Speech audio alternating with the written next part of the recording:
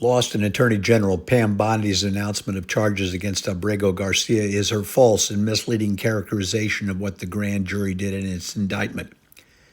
According to Bondi, and I quote, the grand jury found that over the past 9 years, Abrego Garcia has played a significant role in an alien smuggling ring. They found this was his full-time job, not a contractor. He was a smuggler of humans and children and women. He made over 100 trips, the grand jury found, smuggling people throughout our country, end quote.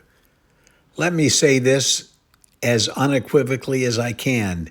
The grand jury made no such findings against Abrego Garcia. That's because grand juries don't make findings of fact.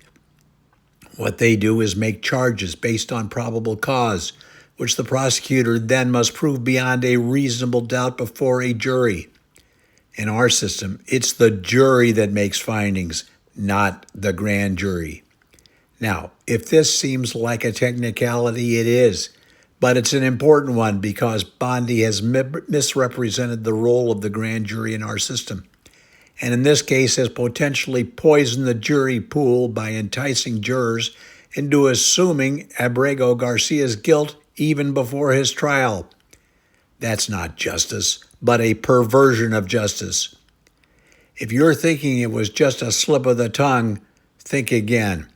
I can assure you if former special counsel Jack Smith had said grand juries had found Donald Trump committed the assortment of crimes with which he was charged, Bondi would have been among the first to criticize him for such a mischaracterization, and she would have been right.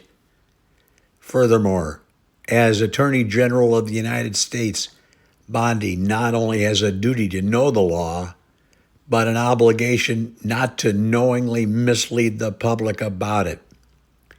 What should happen next? Bondi should resign because she is manifestly unfit for the office she holds.